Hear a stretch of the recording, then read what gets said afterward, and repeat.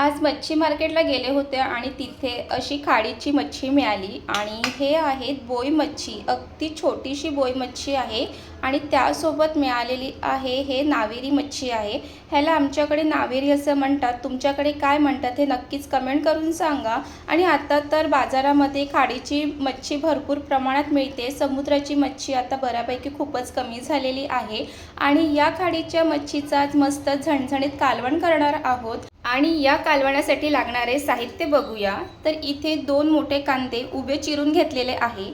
कधीही खाडीच्या मच्छीचं कालवण करणार असेल ना की तेव्हा असं उभा चिरून कांदा घालायचा आहे.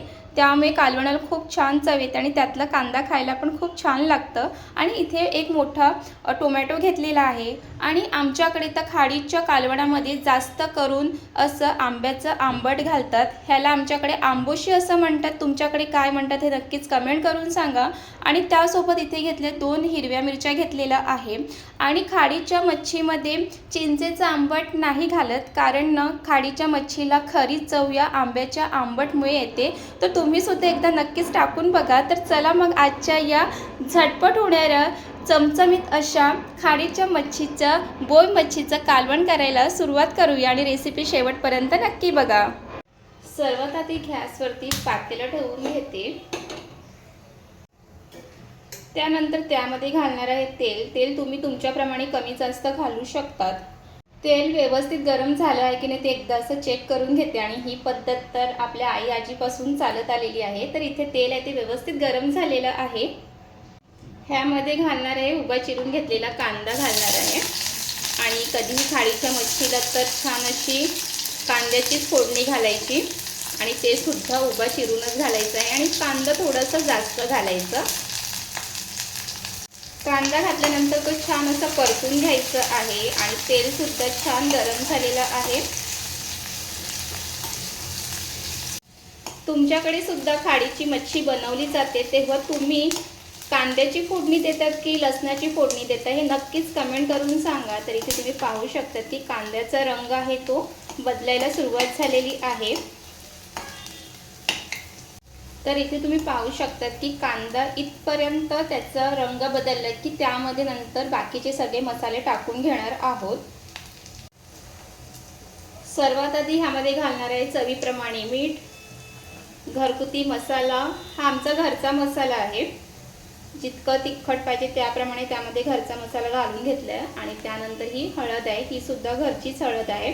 आणि कालवणाला छान असा रंग यावा म्हणून ह्यामध्ये घातलं आहे काश्मीरी मसाला.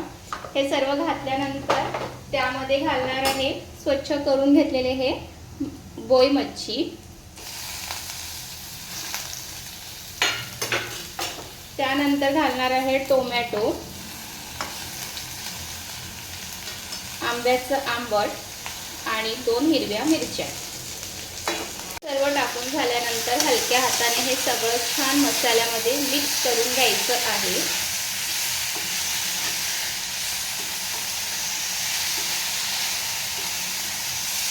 आणि कधीही मच्छी जेव्हा आपण मसाल्यामध्ये मिक्स करतो ना तर हलक्या हातानेच करायचं. आणि यामध्ये हे खाडीची जी बोई मच्छी आहे ती अगदी लहान आहे त्यामुळे ते अलगदच त्याला मिक्स करायचं आहे.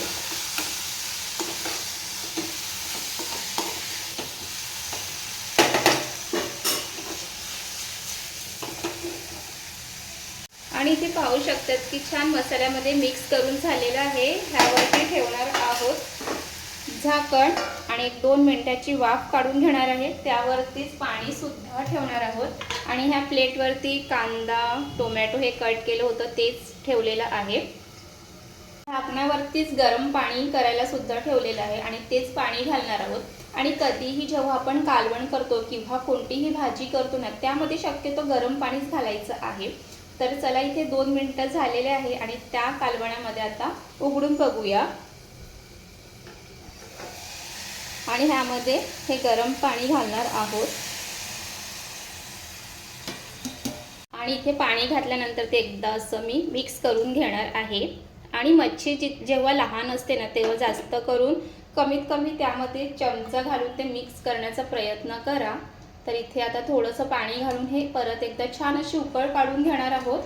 आणि त्यावरती आता मी झाकण ठेवणार आहे आणि त्या झाकणावरती पाणी वाफेकरता ठेवणार आहोत आणि जितकं कालवणामध्ये रस्सा पाहिजे त्याप्रमाणे नंतर थोडंसं अजून पाणी ह्यामध्ये घालणार आहोत। इथे 5 मिनिटं झालेले आहेत, झाकण उघडून बघूया तर इथे पाहू शकता की कालवणाला खूप छान अशी उकळ आलेली आहे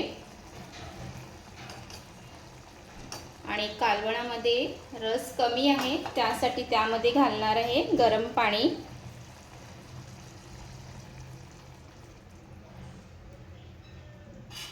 जितकं कालवणामध्ये रस्सा पाहिजे त्याप्रमाणे त्यामध्ये पाणी घालणार आहोत आणि आता इतकं हे पाणी बस झालं, जास्त ह्यामध्ये रस्सा ठेवणार नाहीये आणि पाणी घातल्यानंतर परत एक 5 मिनिटाची वाफ काढून घेणार आहोत। तर झाकण ठेवून घेणार आहे। 5 मिनिटं झालेले आहे, झाकण उघडून बघूया। त्यानंतर ह्यामध्ये घालणार आहे थोडंसं गरम मसाला घालायचं वरून, कालवणाला अजून खूप छान चव येते। तिथे गरम मसाला घालून घेते आणि ते एकदा परत असं मिक्स करून घेते आणि झाकण झाकून फक्त 2 मिनिटाचीच वाफ काढून घ्यायची आहे, कारण ह्यामध्ये गरम मसाला घातलाय ते सुद्धा छान कालवणामध्ये मिक्स झालं पाहिजे। 2 मिनिटं झालेली आहे, झाकण उघडूया आणि इथे आपलं झणझणीत असं खाडीच्या मच्छीचं बोई मच्छीचं कालवण इथे बनून तयार झालेलं आहे आणि अशा पद्धतीने जर तुम्ही कालवण बनवलात ना खूप चवीला भारी बनून तयार होते।